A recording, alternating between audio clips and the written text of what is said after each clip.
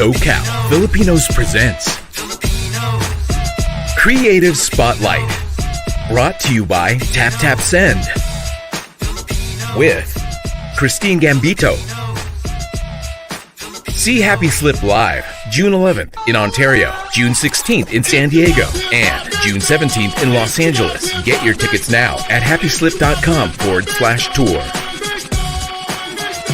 Please welcome SoCal Filipinos founder, Jason Lustina. Hello, SoCal Filipinos. Hope all of you are having a wonderful Thursday, and we're really excited. I'm sure you all are looking forward to this very long weekend, but I'm really excited for tonight's interview. We have a special guest, but before we do that, we have several announcements. So many events happening here in SoCal Filipinos. We have the Mexipino, I have to say that, I said Mexipino Food Fest happening on Saturday, June 3rd in Burbank. We have the hashtag Don't. It's a special play with an all-Filipino cast happening June 8th to 25th in Hollywood. City of Carson Philippine Independence Day celebration June 10th. Orange County Philippine Independence Day celebration June 17th. LAFC, for those of you who love soccer, the Filipino Heritage Night on June 21st. And then another Philippine Independence Day at Hi-Fi on June 25th. We're very proud to be independent. So there's all these events. So keep track or find out more information either on the events tab on the SoCal Filipinos group, or also head to socalfilipinos.org. So now let's get to it. We have a very special guest. She is on tour. I'm so excited to speak with her. So I'm going to go ahead and read this quick bio. Our guest today goes by the screen name HappySlip, is a Filipino-American comedian whose videos have been viewed over 100 million times, probably more, across the web. As a pioneer on YouTube in 2006, she was the first personality to create a one-woman show and act as multiple characters in her sketches. In 2019, she took her stand-up comedy on tour to sold-out crowds across the U.S. and is currently on tour here in the West Coast. So please welcome Christine Gambito. Hi. Hello, everyone. Thank you so much, Jason, for having me on. Hello to all SoCal Filipinos. Welcome back to SoCal Filipinos. I know it's been a couple years since that you've been on, or a year. Yeah, time flew by. The whole twilight zone of the pandemic. It's just like, what happened and what year and what's going on? I don't know. Oh my God. Where are you right now? Because I know you're traveling with a tour. In NorCal right now, because I have a show. I have 2 shows this weekend. So yeah, Fairfield and San Jose is coming up. Are you hitting up any of the Filipino spots there? Well, I used to live in this area. So old stomping grounds, and yeah, soaking up what I can while I'm here. Oh my gosh. Yeah, I mean, there's a huge Filipino community there. I'm sure there's lots of good Filipino food. Mm-hmm. Got to soak it up when you can, Right. Yeah. Let's get into it. So the first question, we already talked about this. It was part of your intro. You're considered the pioneer and first Filipino to go viral on YouTube. What is it about that content that people just latched on and connected to?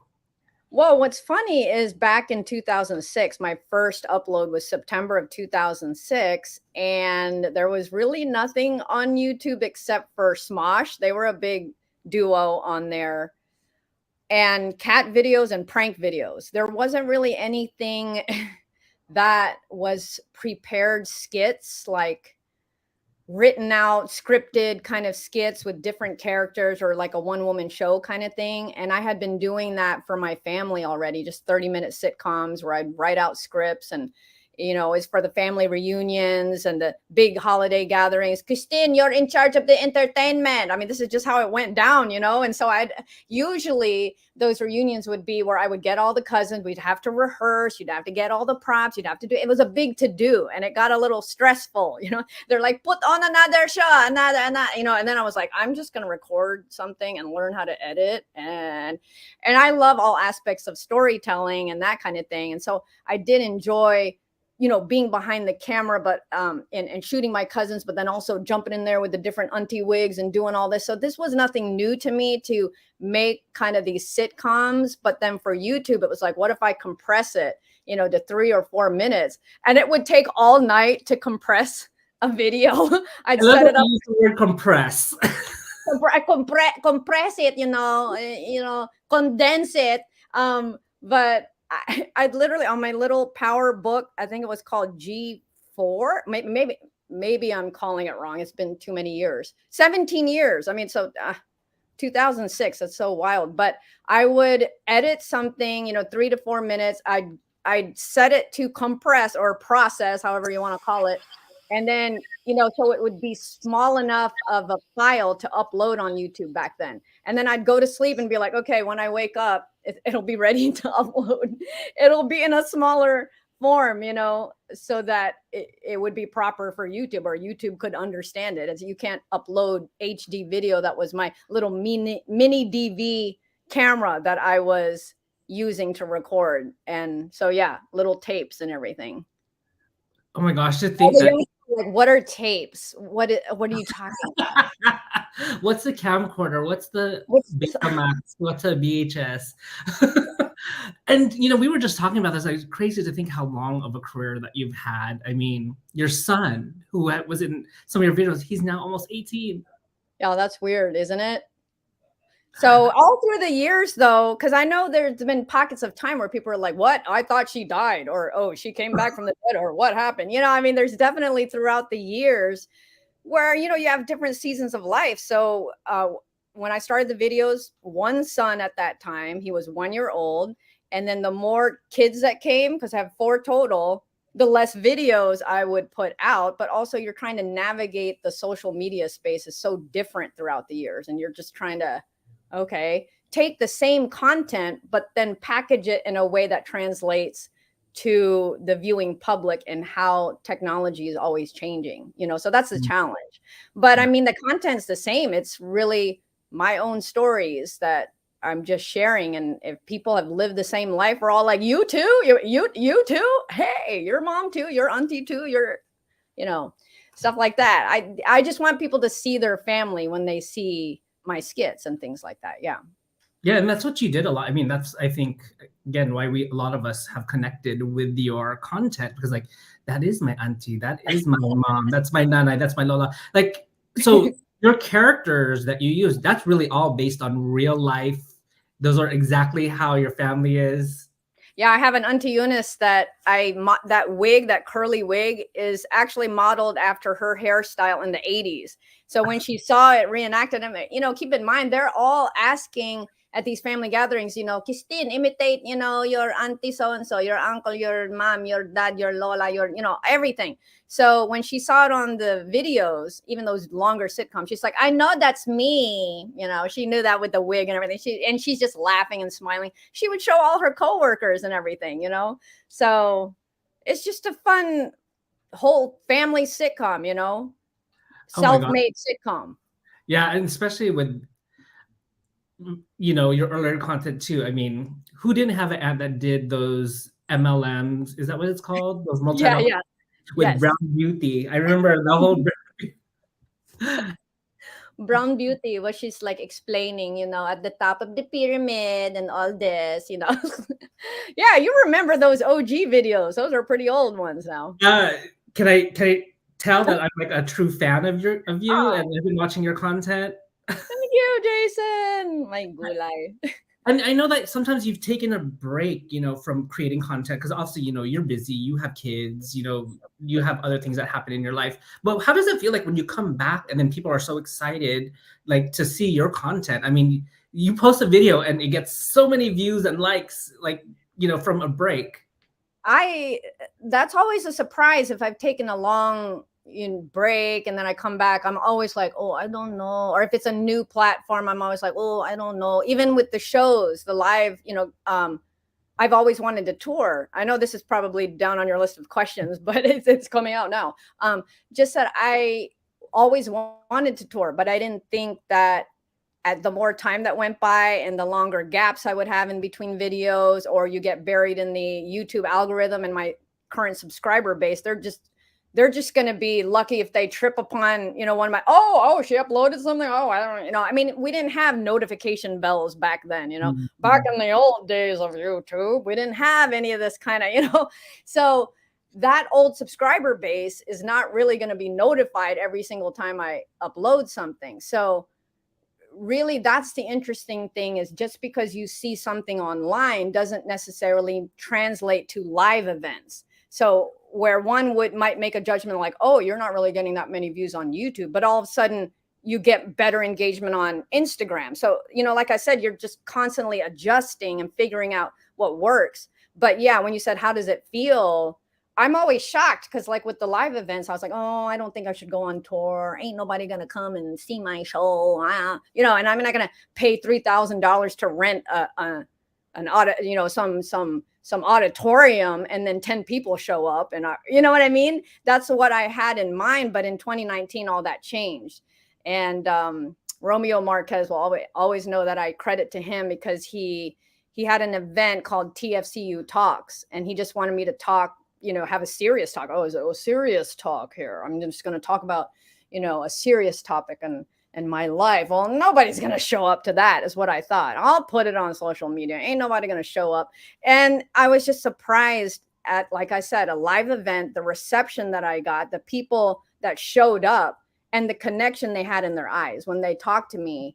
And they're like, I grew up watching your stuff, or you know what I mean? And I thought the quality of this interaction is what's telling me I can go on tour. You know what I mean? And so that was exciting, because it's not, you shouldn't always just base like how, if things are working or not on the numbers, not necessarily. You try different things and you stay true to yourself. And if you're connecting with people, it'll surface in different ways that you don't expect it to, Yeah. Yeah. We're kind of going like off subject, but a lot of people are so focused on like numbers and likes, but it's really, to be a content creator, you just need to be true yourself and create what you feel that you need to put out there. Yeah, it needs to start from I think, a true experience. Because if you're just doing what you think will work out there, well, this will get views, let me just do that, And you start from a place that's not really exciting you to begin with. It's not your own story. It's not something that you're passionate about. Well, then how long are you going to have steam to keep doing that? Yeah. For me, it's like, this is my life. This is what I grew up with. This is what my family loves to hear year after year. And then it's just like, it's my shared experience. That's how I connect with people. And so, I feel like that will always sustain itself just because it's my life, So like talking about your old content, like which one of your videos was it like that you were like, oh my gosh, there's something here. Like this is going viral. Uh-huh. We never used the word viral back in the day. Like which one was you like so popular? Yeah, it's so weird to use the word viral. I guess I'm showing my age, but like which one of those, and like how did that feel when you're like, okay, I have something here? Even back then, no one even knew how to say the word vlog. It was like vlog. Oh, it's a vlog, or people are vlogging or vlogging. And I just thought vlogging was the weirdest thing. There was like a couple of personalities on YouTube back then that was just shooting the breeze, talking about, this girl was just talking about herself. And I have 2 parakeets and I do this. And I was like, what is she doing? Like, who's going to watch this? You know what I mean? But then it's now everyone just shares anything about their lives. I'm like, oh, because back then I thought, I'm not going to vlog. No one wants to hear me vlogging, talking about I have 2 parakeets. I got 2, like I just rearranged this corner of my, no one cares, So I thought it needs to be like a polished script. It needs to be like a production is what I thought. And now I'm off track. What did you ask me? So which one of your videos was the one that like, made you realize, oh my God, I have something here? Okay, so vlogging, no one knew how to say that. And then when I uploaded the very first video, to me, viral, we didn't even know how to say viral, but within 5 minutes, 55 people watched the first video. And to me, I was just like, my eyes were like, 55 people?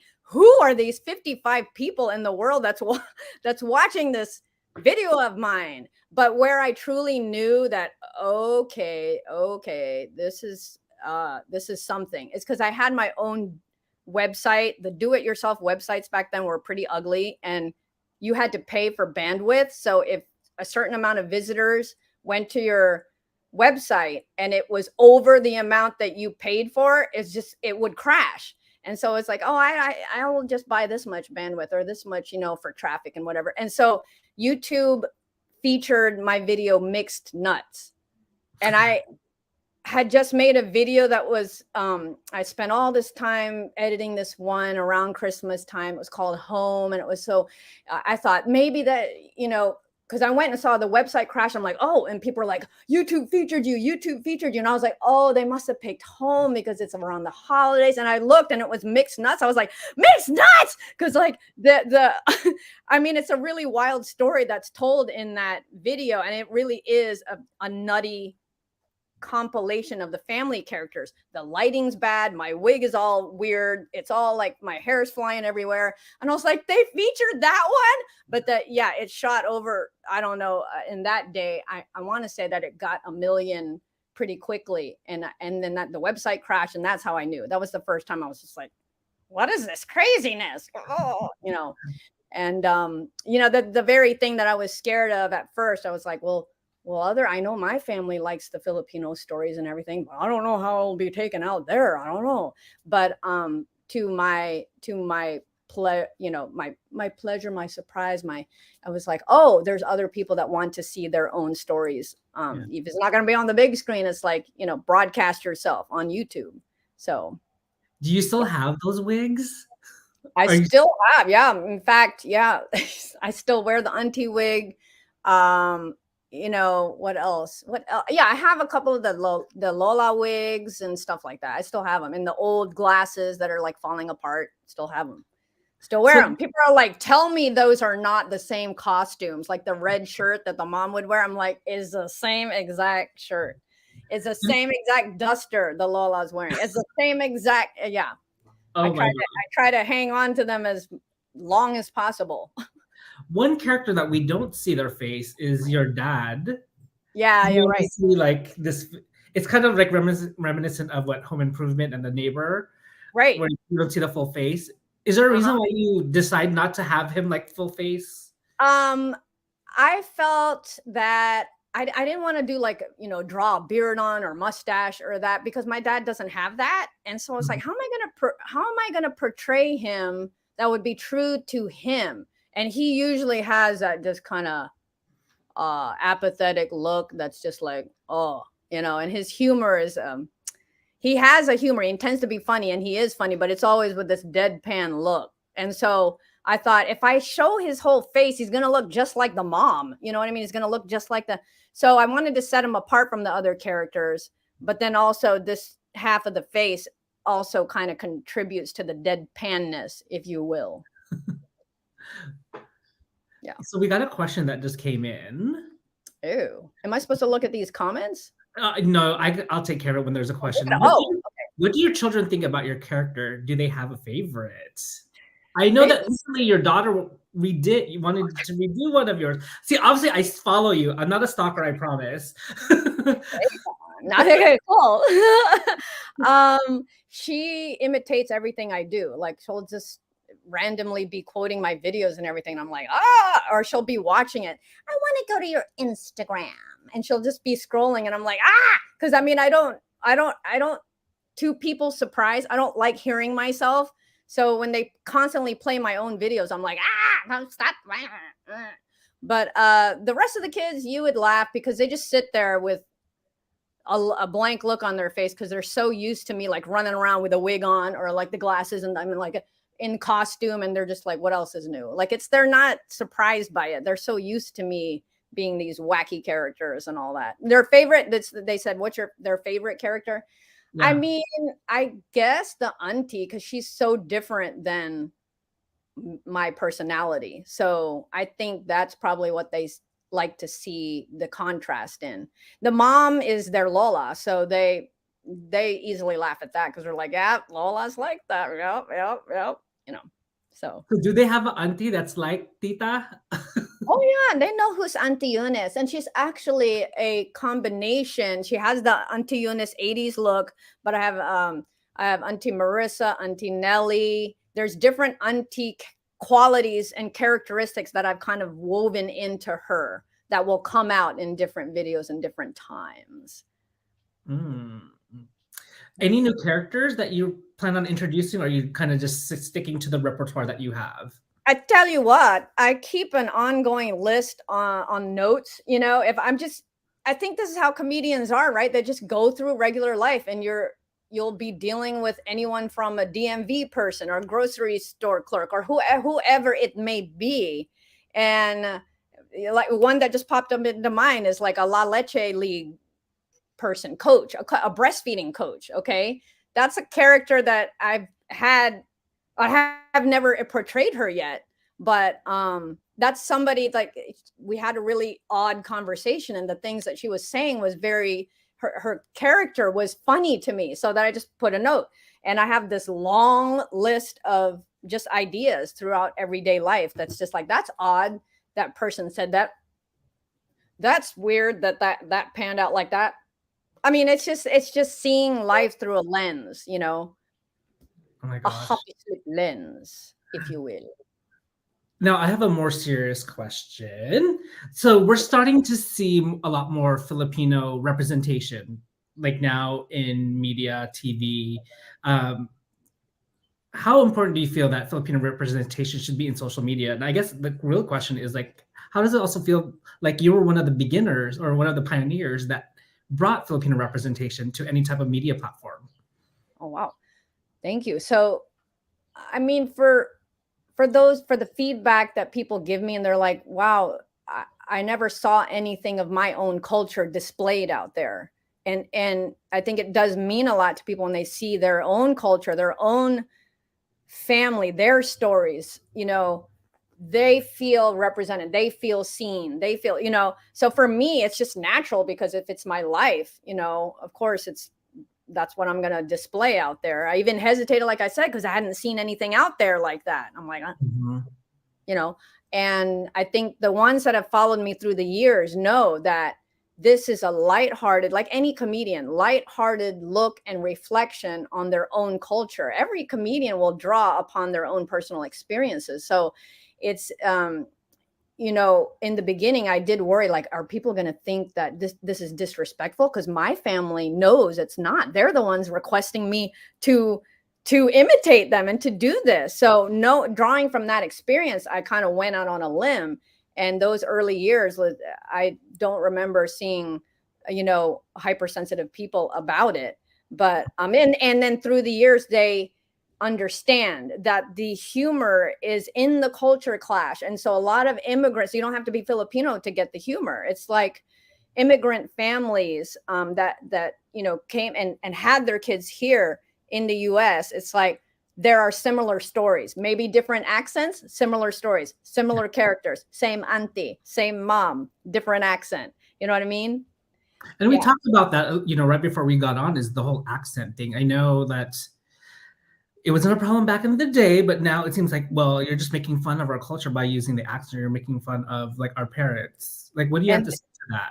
Yeah, this is an important part of my current set now, because it's interesting, within the last few years, those comments have surfaced more. And I'm like, these are either people that haven't followed my journey throughout, and so they don't know me as a person, and they don't know my approach to my own culture and my own family background, and the fact that they're the ones that want me to display the stories. They don't know that. They also don't look deep enough to say, why is it a shame to speak in my own family's accent? Like, we talk to each other in the accent. Two reasons. It's endearing to speak to my own sibling, my sister and I, when we're talking in a intimate way to each other, or like this is an example I bring up. Like, if she got an award and we're on the phone and she's like, I got an award, you know, I got an award. She'll even say it in this way, like, I got an award, like that. And if I responded to her like, that's great, awesome, fantastic, she would be like, what's wrong with you? Like, she wants to hear this intimate way that we talk, which is in the accent. So I would be like, oh, congratulations, huh? Naks naman, huh? Oh, look at you, huh? And that's how we, you know, that's the endearing type of talk within the family. Even my mom, if it's like, oh, you know, the way we even talk on the what's going on, and so if I never turn that accent on, she would think like, what's wrong with you? I mean, it's the way we relate to each other. Also, to the elderly Filipinos, a lot of times they wouldn't understand what we're talking about unless we talk with the accent. So for someone to say you shouldn't talk in that accent, it's like, why do you want to erase that part of me? That part of my story. Like, I should be ashamed of my accent, of my family's accent, so people, that's not your accent, you don't talk that way. It's like, you're not home with me when I mean, this is the way we talk. I'm Filipino and American. It is my story together. And so I use both accents and I'm not ashamed of it. It is my story. And I don't think any Filipino should be ashamed of the accent, like there's a comedian that I like right now. She's from Tennessee. This white lady from Tennessee. And she's like, thank y'all. Thank y'all. Oh, I have 3 babies. They're so yummy. Is there anybody saying to her, you shouldn't talk in that Tennessee accent? Mm-hmm. You're shaming the Tennesseans. You're, if that's even a word, Tennesseans. No, I mean, nobody tells, Black comedians or, people from the South or different comedians, like, you shouldn't talk in that accent. Why? It's a part of our story and we shouldn't be ashamed of our story. Yeah, no, I totally agree with you. We got a question that came on. Have you ever considered getting on The Cleaning Lady? They would love you on there. Well, I don't know anything about mainstream media right now because I barely know anything. I only know The Cleaning Lady because Ruby Ibarra told me about The Cleaning Lady. And I have no time to like see talk to anyone that knows me. They're like, you don't know what's going on in pop culture. I know what's on social media and like my stuff and then family stuff. That's all I have time to deal with. So I really have no idea about The Cleaning Lady. Shout out to The Cleaning Lady. It's a drama series. It's a hit drama series on Fox. And we actually interviewed the team on there. They have a huge number of Filipinos that are working on the show, including one of the main actresses, Martha Milan. So Miranda Kwok, who's executive producer, I hope you're watching. Our friend over here onto The Cleaning Lady. Just right here. This headshot right here. Yeah. And we actually, I saw the cast a couple of weeks ago. They did a whole panel at a studio. So, yeah. Well, maybe one day you'll sit on the next panel and because you'll be a part of the cast. Because Miranda, if you're watching, because I know you follow SoCal Filipinos, you're the executive producer. I know you can make things happen. So you just never know what will happen. Yeah. It's funny because I'm going off script, but like Rex Navarrete, the OG comedian, and one of our hosts that I had asked to interview him towards the end, Rex asked her to do a set for him, and she was totally flabbergasted. So you never know what could happen on these shows. You might get a role, you might get open up for a comedian. Don't ask me because I'm not a comedian, but I know you've had our good friend Mr. Jeppy, also known as Tita Che, do some stuff for you. Love Jeppy. He was at my Gotham Comedy Club show, and he popped on for a little cameo. That was fun. That was quite the treat. He said he'd be watching. I haven't seen him come on, so hopefully he's watching. But shout out to you, Jeppy, Tita Che. So virality now came. People now have like all these brand deals. But were there any opportunities like early in the days that have come about because of how popular you got? Oh gosh, I'd say the biggest thing back in those early years was when the Department of Tourism of the Philippines contacted me. It was actually an agency that was working for the Department of Tourism, so DOT, and they contacted me and the word influencer wasn't even used back then. Mm-hmm. It was just like, in fact, in so many words, they were like, we would like you to do some videos and showcase the Philippines to communicate to Phil-Ams. Look, through my eyes, you can experience the Philippines, and the hope was like get people traveling to the Philippines. And so that was a huge deal. They were all like, bring your crew, and I was like, crew. Oh, yeah. It's just me. But I did, my cousin came along and my childhood friend, they were the ones that kind of really encouraged me to post things online, Yeah. and so I brought them along on that trip, and it's my crew, or they're holding a flip cam back then, and like um, we didn't even have we didn't have iPhones yet. We didn't even. So that was a huge deal because I got to visit parts of the Philippines that my parents never got to see. And so it was pretty sentimental, and a lot of mixed feelings on that. And just because they didn't get to see it. So anyway, that was a big deal. And then to me, the things that really stick out is just the impact that it's had on some people's lives that it in turn makes an impact on me. So the story I always tell about this lady Letty in Hawaii was dying of cancer, and she contacted me because she wanted to use one of my original songs in her celebration of life service. She was planning her celebration of life. So when you're asking me like what's some of the major things that happened to you, this is a major marker for me because she was like, I just want permission for that song to be used in my celebration of life. And I'm crying. She's like, I've got 2 boys. At the time I had 2 boys with just a lot of connection. And I wrote her, I'm like, we're going to go to Hawaii. I want to meet you. And I want to sing this in person for you. But she ended up passing away. Didn't see the email. Her husband calls and is like, will you give us permission for a local artist to sing your song? He didn't get the email. He didn't know. And so I called him, like, we're coming. That whole family is like another family to us. That is the type of story that means more to me than like, oh, accolades. Oh, you got on this TV show. You got on this. You got on that. I don't really care about all that stuff. I have no goal to like make it somewhere other than to make a difference in people's lives. Yeah. If I can just shine a light into people's lives when they really need it the most. And that's what she told me, is that in her darkest times in the hospital, the most painful times of chemotherapy and all that, she would turn to HappySlip videos to help her laugh. And to me, that's the most significant impact I could look for. Yeah. And laughter is the best medicine. Hopefully it can help, Yeah. So for those of you that are just joining us, we're talking to the one, the only Christine Gambito, also known as HappySlip. We're going to take a quick break to have a special message from our sponsor. We'll be right back in 30 seconds.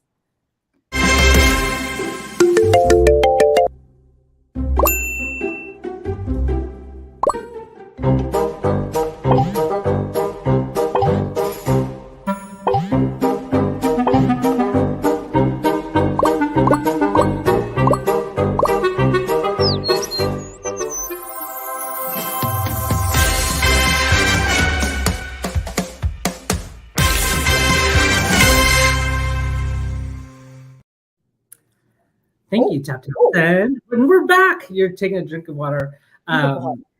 Yes, and thank you to everybody that is watching us. But now let's talk about your tour. You are going on tour. What made you decide to go on tour this year? The more interesting story is, how did I decide to go on tour at all in the first place in 2019? And that, again, credit to Romeo Marquez and TFC, because when they had that TFCU talks, and I went and got to face to face connect with people and realize, oh, okay, the connection is strong here. I think I can go ahead and plan a tour. You got to understand that a typical comedian needs to work their way through the clubs and, do opening spots and featured spots. You work your way through the clubs, but here I am, this alien to comedy clubs. I don't want, writing the improvs or, trying to rent the comedy club. Like, what can rent an auditorium? Can I rent and I remember the first email from the Improv. They're like, we've heard of her in the online space, but what is her live show like? And so I think they were maybe hesitant at first to, just, they didn't know what to do with me. In other words, the first email, I tried to reach out to them. And then I rented the Empress Theater in Vallejo, sold it out. And then the manager of the Improvs at that point was like, how would you like to headline at the Improv clubs? And that's how it started in 2019. It was this side door into comedy, and how would you like to headline at the clubs? I was like, oh, okay. So I went to 22 cities, and that year And then so the momentum was going, and then I thought 2020, it'll be an awesome year. 2020, March 2020, shut Yeah. down. And then I was like, oh, after that whole, when people started getting used to live events again, I was just like, is anyone even gonna, you almost have to get everything going again, the momentum going. And so I just started again. So Irvine was what, 2 weeks ago? Yeah, or so. And I was just like, you can't just do one show in California. It's gonna have to be like, there's so many Filipinos here, you cannot just do 1 or 2 shows. My goodness. So Yeah, and you were just at Oxnard this past weekend, right? Was it? yes. So it's just kind of all over the place. I was just like, what dates you want to give me for California? And then I just started slapping dates all around there, and it's kind of a mess. But I'm like, here, there, and everywhere in California for the next few months. Yeah, and there's somebody that just asked. I just see it. Like any SoCal shows, yes, there are. There's several that are coming up. So we'll talk about that later. We'll toss those dates out. But I am coming to the LA show. I already told you that. I already have my tickets. And I'm going to bring my friend Bernie, who I think you love his voice, who does our voiceover. Who's that pro voice, guys, on that voiceover there? I'm like, who did you get to do that voiceover? Goodness gracious. Yeah, but the Hollywood Improv, that'll be my first time at the Hollywood Improv. So, oh my gosh. Well, I'm excited to see you there. But like, when I come to the show, what can I expect? What you can expect is that you will feel like you have a distant cousin, or not even a distant cousin, a close cousin is on stage telling your family stories. Might as well be your cousin. You're seeing your life displayed on there. People are like, oh, wow, she's literally sharing my childhood, my stories, especially if you're in the 80s and 90s kids, for sure. Especially this set, you're going to get some 80s flashbacks.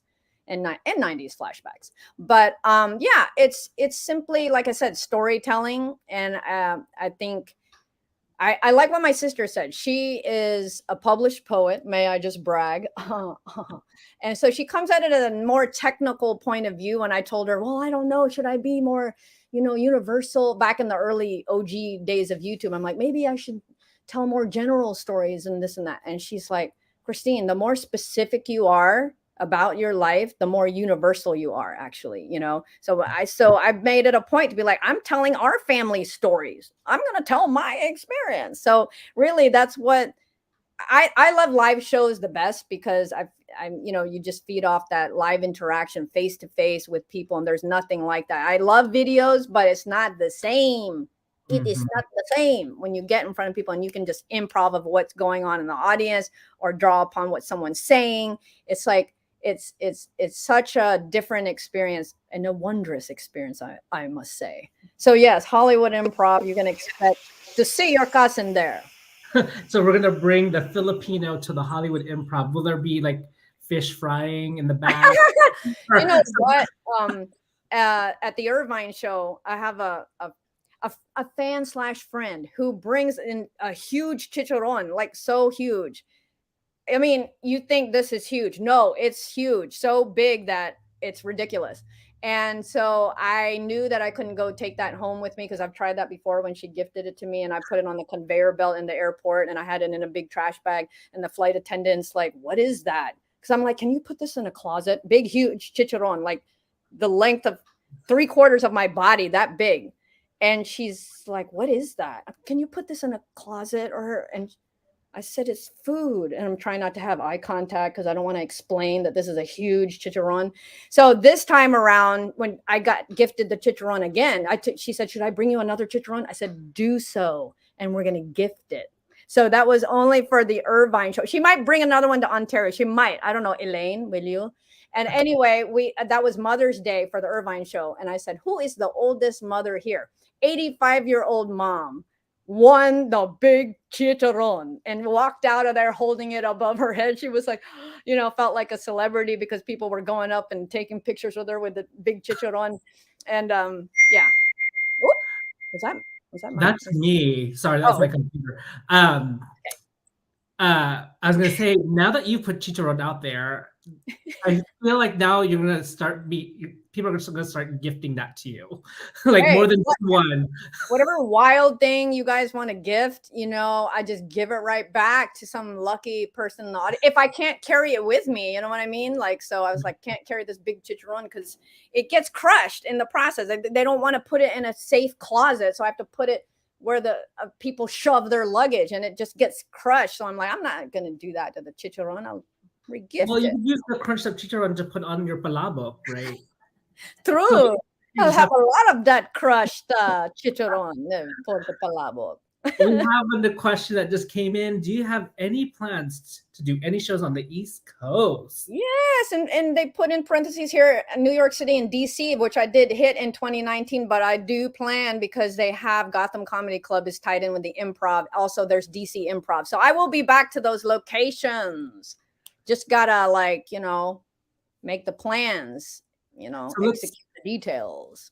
Let's plug your SoCal show. So can you tell us like all the dates, location? I think you have like 4 coming up, 5 maybe. Yeah, good for you to know because I don't even remember. I have to pull it up myself. What is it? It's okay. So I know. I mean, I get the dates mixed up myself. Okay, I'm bringing up my Instagram right now.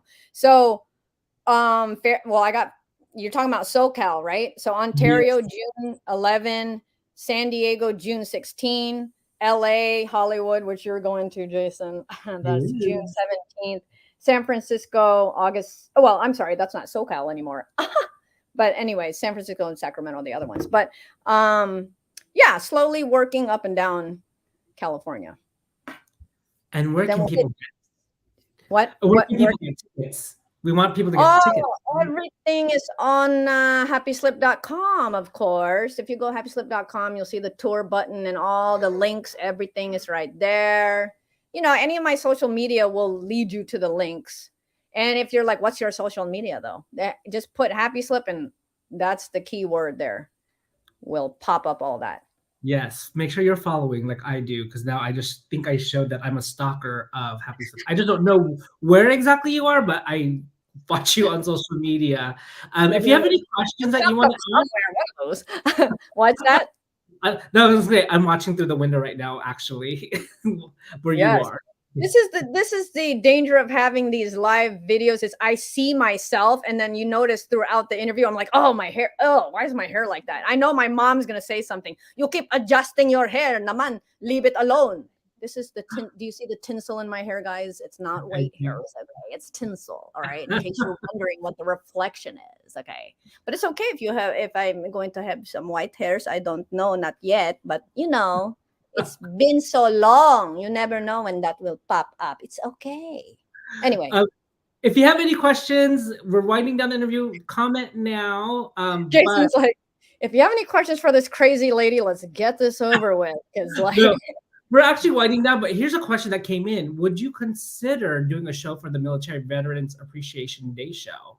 Well, I would have to think and consider about that because my dad is retired Navy and I married Navy. So I have a lot of ties in a sweet spot for military. So, I would have to think about that. But if they put me in front of a bunch of white people though, and like I'd be like, wait a minute, they're going to throw tomatoes at me. Like I'd have to make sure there's a good Filipino demographic at that show. You know what I mean? Yeah. Yeah. Any other questions or anything that you want to share with the group? I know we're winding down.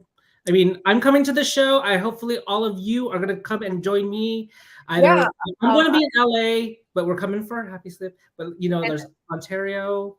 Yeah. Hollywood is a smaller improv, so you don't want to wait. That's going to fill up fast. Ontario's already filling up. We sold it out last time. So Random Ridge, RJ Ganadin is my opener for that one, and we together sold that out last time. So Ontario, what else? And San Diego is not even for 3 more weeks, and that thing is filling up. So you want to don't wait till the last minute. It's like, oh yeah, I want to go to that. I'll check it out. We'll check the day up. Don't wait till the last minute. Oh, no Filipino time. No Filipino time on getting tickets. Oh, because what? Go ahead. This comment just came in. The Filipino mafia is in the San Diego Navy base. You're good. But yeah, you'll have aunties showing up to the box office thinking they can come the day of, and I feel so bad for these aunties because they turn them around. They're sorry, we're sold out. They're like, ha, because they think they can wait till the last day, and I'm like, and my mom's like, for the oldies, how can you communicate to the oldies? My mom's constantly telling me, where's your links in the Instagram post? There's no links. And I'm like, Mom, like she doesn't understand that you can't put a link in the Instagram post. That's my answer to her right now, because she just texted me that a few hours ago. How can the oldies find the links in the show? Anyway.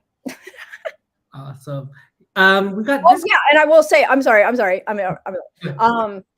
You know, it's all ages. That's an outlier for these clubs, these comedy clubs. They're not used to family oriented. These Filipinos are buying in bulk. They're buying like 6 tickets at a time, 7 tickets at a time, because they're bringing their families. This is a family friendly show. That is what's different. And the improv staff, you should see them. They're always like, I hadn't seen this. They just look around. They see it's just a family atmosphere, and it's a celebration. We laugh, we cry, we hug each other, we give big chicharon out. It's a good time, okay? Don't miss that. Don't miss that. Oh my gosh. Well, this comment came up, or question, what kept you going and kept creating from the old YouTube days to now? Kept me going. Well, it's a part of me. I've always been a performer ever since like 6 years old. So it's just part of who I am. I'm always going to create in whatever form there is, you know. So whether it be MySpace back in the day to YouTube, to people are like, what is that MySpace? What is Oh my YouTube God. to Instagram? You said MySpace, but what about Friendster? Does anybody remember Friendster? I wasn't savvy enough in the day to be part of Friendster. I will say that. I don't think I'm old. Oh my God. I brought up something that was older than MySpace. Okay. Continue. This is like, anyway, forget I said that. No. So what kept me going? Just the fact that I was created to do this, I think. Just like it's part of my makeup. I just naturally go into different characters. I observe things, you know, a different way. And I think that's all comedians. They just they communicate through the lens that they see.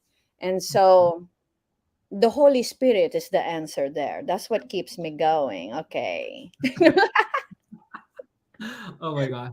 So somebody asked about the link. So here's the link again to get tickets. HappySlip.com/tour. Easy enough. You'll see all the dates. And if you're watching from Northern California, get your tickets now, because she's there right now. I'm here right now, guys. Well, Fairfield's sold out. I'm sorry about that. San Jose's starting to dwindle down to the last ticket. So you want to grab that before, you know, don't walk up to the box office. You say, I'll save some dollars. I'll buy in person. Oh, ay nako. Oh, and then it's sold out. Nope. I don't want you to have an unnecessary visit to the box office. Yes. Again, no Filipino time on tickets. Get it now. Let's watch Christine, aka HappySlip. And you know what? We didn't talk about this. How did you come up with the name HappySlip? Oh, yes. I feel like the origin story. I know everyone's like, what is that damn thing? And then my mom will be like, why did you name it that? No, what's that HappySlip? So when I was growing up, and I do have to say this at every set because I feel like some people don't know. My mom would always say to wear a half slip, and the young people of today don't even know what that is because there's built-in half slips or, you know, nothing at all, whatever. But skirts or dresses will have like a built-in layer. It's just another layer. And my mom was very like, you know, have to be conservative, don't see through all that. Be sure to wear your HappySlip, is what she would say. Be sure to wear your half slip became HappySlip. How she would say it to me. So in my mind, it was literally spelled HappySlip. And I grew up saying that. I went to school saying, oh, I forgot to wear my HappySlip. And my friends would look at me and just be like, so do you have a sad slip too, or what? And then, so this is reflective of the culture clash. I wanted a funny memory for the handle, if you will. My online name was supposed to be HappySlip Productions, but it's too long. So I said, HappySlip is a funny memory, and I want people to slip into happiness when they watch the videos. So that's where HappySlip came from. When I truncated it to only HappySlip, little did I know that people would assign that name to me. Like my name is now HappySlip. So if I'm out and about and people are like, HappySlip? It's like, oh, that's my That's my name now. Okay. I cannot escape from that. So might as well accept it. Okay. All social media, that's the handle. HappySlip. HappySlip. We got another question. I didn't get an I Nako over their shirt at the last shows. How can I get one? Oh, Yes. They were selling out to the point that they probably that person, I'm so sorry you didn't, because they ran out of the sizes, and people they're just grabbing them up. So you can go to happyslip.com, and you can also get different colors on the website. At the shows, they're pretty much all black or gray, but on the site you can get whatever you want, and it ships internationally too. So oh, look, somebody related to your HappySlip. LOL. My mom always told me to wear a slip, or someone will see my panty. Exactly. That's what my mom's worst fear. Someone, oh, your panty there. Oh, your panty. Better wear your HappySlip. Oh. So. Oh my gosh, Christine, this has been so much fun. I can't wait to see you in person after, I don't know, when did we last speak? A year ago, 2 years ago. We actually get to finally meet in person. So yay! Be prepared for a big hug, Jason, because that's what I do. Hugs all around. People cannot get away from me, and I'm just tackling them for hugs. That's part of the HappySlip, okay? Slip into the hug. Well, maybe I'll try to bring some. I won't bring a chicharron, but maybe I'll bring something. Oh, if you have, yeah. I mean, hey. Like I said, we can get creative with some giveaways at the show if I'm unable to take it home or whatever have you. We'll see. Let me see. That looks like there might be one more. Oh, somebody said come to Florida. Yeah. Is it Jacksonville? Is that person from Jacksonville? I'm trying to zone in where all the Filipinos. Where's the Filipinos in Florida? I think it's Jacksonville. I'm about to go there. Yeah, I'm about to make some. In Las Vegas, I haven't been to Las Vegas yet. So oh my gosh. There's so many Filipinos in Las Vegas. So trying to get, arrange are the dealers in the casino. But no, not that type of, Anyway. Yeah. he's like, I will backtrack. But anyway. What you saying, Jason? Oh. Anyway, well, Christine, thank you so much for gracing us with your presence on SoCal Filipinos. I had so much fun talking to you, and I'm really excited to see you in a couple weeks in LA. So again, everybody buy up those tickets. Thank you for everyone who watched us, and thank you to our sponsor, Tap. Thank you, everyone. So everybody have a good night. Everyone, good night. This episode was brought to you by TapTapSend. Looking to send money to the Philippines? 0 fees, great rates, and fast transfers to GCash, Cebuana, and most local banks. Download TapTapSend from your app store and use the code SoCal and get a $20 bonus on your first transaction to the Philippines.